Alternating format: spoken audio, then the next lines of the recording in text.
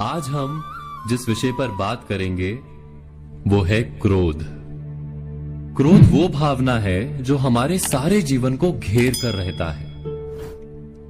क्रोध को ना उम्र की मर्यादा है, ना ही ज्ञान की।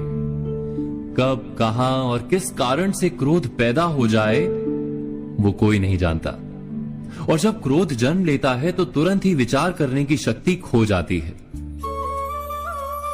बुद्धि पर अंधकार छा जाता है। वर्षों के संबंध पल भर में टूट जाते हैं। सारा जीवन बिखर जाता है। किसी भी कारागार में जाकर देखिए, अधिकतर अपराधी क्षण भर के क्रोध का दंड भोगते हुए दिखाई देंगे, पर फिर भी हम क्रोध पर अंकुश नहीं लगा पाते। बार बार हम क्रोध ना करने का प्रण तो लेते हैं, पर बार बार हमसे क्रोध हो जाता है। ये क्रोध वास्तव में क्या है, क्यों जन्मता है और क्यों अंकुश में नहीं रहता? उदाहरण के लिए आप एक बालक को देखिए। उसे किसी वस्तु की इच्छा होती है और उस समय अगर उसे वो नहीं मिलती या कोई उसे भयभीत करता है तो वो प्रतिक्रिया देता है। बालक की प्रतिक्रिया क्रोध है, क्योंकि बालक निर्बल है, निसहाय है। बालक अपनों से बड़ों को अपने वजूद का एहसास, अपने अस्तित्व की प्रतीति करवाने का प्रयास करता है क्रोध के माध्यम से। बड़े होने पर भी हम क्या ऐसा ही नहीं करते? क्या क्रोध हमारे भीतर बैठे बालक का प्रतिभाव नहीं? अर्थात क्या क्रोध वास्तव में केवल बालक जैसे व्यवहार का नाम नहीं? जब अहंकार को घाव होता है, जब भय लगता है, जब कोई वस्तु हमें प्राप्त नहीं होती, तब हमें क्रोध आता है, ठीक किसी बालक की भांति।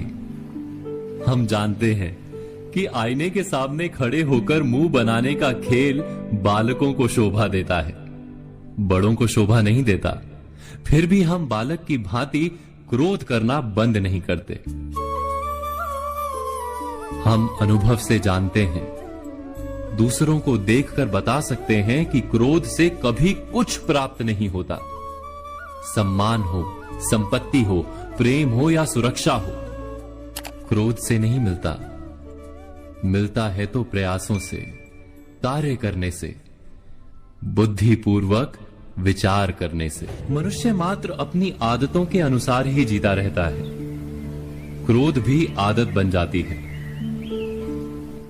हमारे चाहते हुए भी हम अपने प्रतिभावों को रोक नहीं पाते। हम स्वयं को बड़े या पुख्ता मानते हैं, पर थोड़ा सा कारण मिलते ही हमारे भीतर का बालक क्रोध कर बैठता है।